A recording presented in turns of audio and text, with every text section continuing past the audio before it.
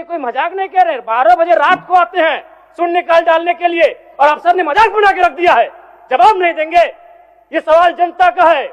जिस जनता के टैक्स से पैसे से ये सूट पहनते हैं, जिस जनता के टैक्स से पहनते से ये बूट पहनते हैं, कोट पहनते हैं, उस जनता का सवाल है और जनता का सवाल का उत्तर नहीं देतेदार है। उनको यहां से जोहार है, लेकिन जिन्होंने जब अपनी जिम्मेदारी का निर्वहन नहीं किया है उन पर कार्रवाई करिए अध्यक्ष महोदय। और बिल्कुल बड़े शर्म और दुर्भाग्य की बात है कि जिस राज्य का युवा, जिस राज्य का भविष्य स्कॉलरशिप नहीं मिलने से परेशान है, हताश है, उस राज्य के विधायक 4 करोड़ 32 लाख के आवास में रहेंगे। ये कितना बड़ा दुर्भाग्य की बात है। आज आंदोलनकारी लगातार अपनी आवाज को बुलंद कर रहे हैं। जिन्होंने अपने लहू से इस राज्य को सींचा, अपने खून से इस राज्य को बनाया, आज जो 3,500 का पेंशन प्राप्त कर रहे हैं और जिस राज्य के मंत्री 6 करोड़ के आवास में रहेंगे और उस राज्य के आंदोलनकारी सम्मान नहीं पाएंगे जिन्होंने लहू से राज्य बनाया है, यह भी दुर्भाग्य का विषय। अध्यक्ष महोदय, अगर बालू की बात करें तो वो तो सरेआम है, सब अपनी आंखों से देखते हैं। 1-2 अधिकारी ईमानदार होंगे तो भाई उनको जोहार होगा।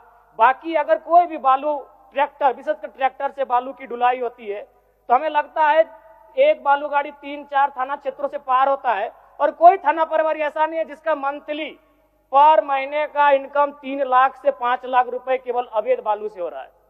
अतः सरकार को मैं मानता हूं कि सरकार का खजाना खाली है, तो अगर खाली है तो इस प्रकार अगर लूट की छूट होगी, जो सरकार के खजाना में आना चाहिए था वो थाना प्रभारी के जेब में जाएगा, वो पदाधिकारियों की जेब में जाएगा। तो इसी प्रकार हम लोग छात्रों से कलेक्शन करेंगे। अध्यक्ष महोदय, एक दिन झारखंड राज्य में 1000 अवैध गाड़ियों का निकासी होता है। यदि एक कोयले की गाड़ी में 50 टन कोयला मान ले और 1 टन का मूल्य अगर 5,000 रुपए मान लें तो 25 करोड़ रुपए एक दिन का होता है। अगर 365 से गुना करते हैं तो 9,125 करोड़ रुपए होता है अध्यक्ष महोदय, यानी लगभग 9,000 करोड़ रुपए, जो कि आपके अनुपूरक बजट से ज्यादा होता है। यानी कोयलांचल से इतनी अवैध मात्रा में कोयला का कारोबार हो रहा है, अगर उस पर सरकार नियंत्रण कर ले तो आपका एक अनुपूरक बजट के बराबर वो राशि होती है, वो राजस्व आपको फायदा होगा। अध्यक्ष, माननीय सदस्य जयराम कुमार महतो। धन्यवाद अध्यक्ष महोदय। कटौती प्रस्ताव के पक्ष में मेरा सवाल बजट बनाने की प्रक्रिया पर है। जब विभागों ने 13,400 करोड़ रुपए का मांग किया है तो फिर मात्र 7,721 करोड़ का बजट क्यों लाया गया? सबसे बड़ी बात, 8 महीना बीत जाने के बाद भी मात्र 42% राशि खर्च हो पाया है, तो फिर अनुपूरक बजट की आवश्यकता ही क्यों? और कहीं ऐसा सच तो नहीं कि सरकार का खजाना खाली है? और यदि सरकार का खजाना खाली है तो सरकार राजस्व प्राप्त करने के लिए क्या कर रही है? अध्यक्ष महोदय, जमीन की रजिस्ट्री में करोड़ों अरबों का राजस्व हानि हो रहा है। किसी जमीन की कीमत यदि 1 करोड़ होता है तो कागज में दिखाया जाता है 25 लाख। सरकार को राजस्व मिलता है 25 लाख पर और काला धन का इस्तेमाल होता है 75 लाख पर। महोदय, अगर मेरी बात पर आपको संदेह है तो किसी भी इस राज्य में अगर किसी भी बड़ा भूखंड, एकड़ों का भूखंड अगर उसका खरीद बिक्री हुआ है तो आप उसकी एसीबी के माध्यम से जांच करवा ले, दूध का दूध और पानी का पानी हो जाएगा।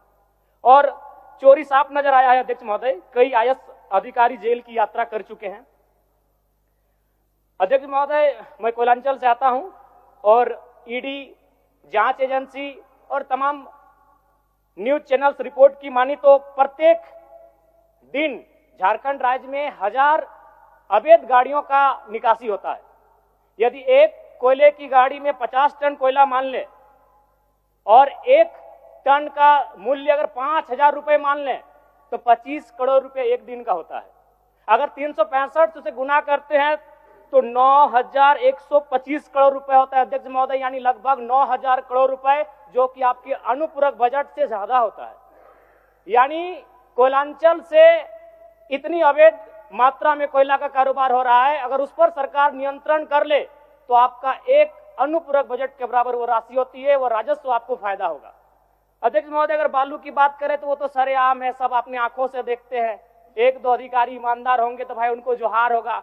बाकी अगर कोई भी बालू ट्रैक्टर, विशेषकर ट्रैक्टर से बालू की ढुलाई होती है तो हमें लगता है एक बालू गाड़ी 3-4 थाना क्षेत्रों से पार होता है और कोई थाना प्रभारी ऐसा नहीं है जिसका मंथली पर महीने का इनकम 3 लाख से 5 लाख रुपए केवल अवैध बालू से हो रहा है। अतः सरकार को मैं मानता हूं कि सरकार का खजाना खाली है, तो अगर खाली है तो इस प्रकार अगर लूट की छूट होगी, जो सरकार के खजाना में आना चाहिए था वो थाना प्रभारी के जेब में जाएगा, वो पदाधिकारियों की जेब में जाएगा। तो इसी प्रकार हम लोग छात्रों से कलेक्शन करेंगे अध्यक्ष महोदय। अब इसको भी झूठ मत कहिएगा, अखबार में दिया था कि जैक ने 35% 10th और इंटर का शुल्क बढ़ाया। मैट्रिक का शुल्क था 980, शुल्क कर दिया गया 1180। इंटर का शुल्क था 1100, शुल्क कर दिया गया 1400। मैं तो सबसे पहले कहूंगा कि जो शुल्क पुराना था अविलंब शुल्क बढ़ोतरी पर रोक लगाया जाए। अध्यक्ष महोदय, आज छात्रवृत्ति नहीं मिला है छात्रों को। आज राज्य सरकार और केंद्र पक्ष वाले यानी विपक्ष वाले एक दूसरे पे दोषारोपण कर रहे हैं। इस दोषारोपण के बीच इस राज्य का भविष्य क्यों उलझेगा अध्यक्ष महोदय? आज 2 वर्षों से छात्रवृत्ति नहीं मिल पाई है, इसका निराकरण होना चाहिए।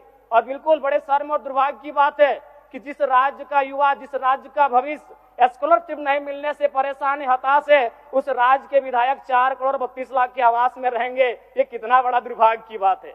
आज आंदोलनकारी लगातार अपनी आवाज को बुलंद कर रहे हैं, जिन्होंने अपने लहू से इस राज्य को सींचा, अपने खून से इस राज्य को बनाया। आज जो 3,500 का पेंशन प्राप्त कर रहे हैं, और जिस राज्य के मंत्री 6 करोड़ के आवास में रहेंगे और उस राज्य के आंदोलनकारी सम्मान नहीं पाएंगे जिन्होंने लहू से राज्य बनाया है, यह अभी दुर्भाग्य का विषय। अध्यक्ष महोदय, अध्यक्ष महोदय, चाहे मान्य सदस्य सबको एक्स्ट्रा टाइम मिला है, संक्षिप्त करिए आप। चलिए ठीक है। अध्यक्ष महोदय, बड़े सौभाग्य से हम 2 मंत्रियों के बीच में आते हैं। 32 और 34 दोनों साथ बैठे हैं, हमेशा यूं ही साथ बैठे हैं, हमारी शुभकामनाएं। एक ही कुर्सी में बैठे हैं और दोनों के बीच हम आते हैं 33। एक बार भी मंत्री महोदय मेरे विधानसभा में गए नहीं। क्यों नहीं गए? योजना ही नहीं है, इनका दोष नहीं है। मेरे विधानसभा में कोई नई योजना, किसी के विधानसभा में मंत्री पद का कार्य क्या है? सिर्फ अपना विधानसभा नहीं होता है, कम से कम साल भर हो चुका है। एक विधानसभा तो इनको विजिट करना चाहिए था, अपने पड़ोस के जिले को तो विजिट करना चाहिए था। तो ये तो सच्चाई है अध्यक्ष महोदय।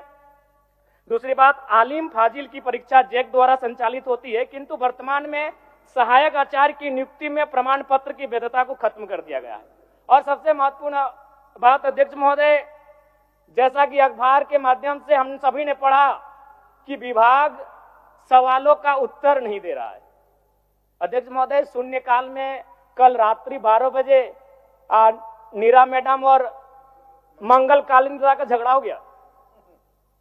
एक दिन राजा साहब और हमारी गाड़ी का टक्कर हो जाता, इतना रफ्तार में आए, बोले कि राजा साहब को तो शून्यकाल डालने नहीं देंगे, इनसे पहले हम जाएंगे। अध्यक्ष महोदय, ये कोई मजाक नहीं कह रहे। 12 बजे रात को आते हैं शून्यकाल डालने के लिए और अफसर ने मजाक बना के रख दिया है, जवाब नहीं देंगे।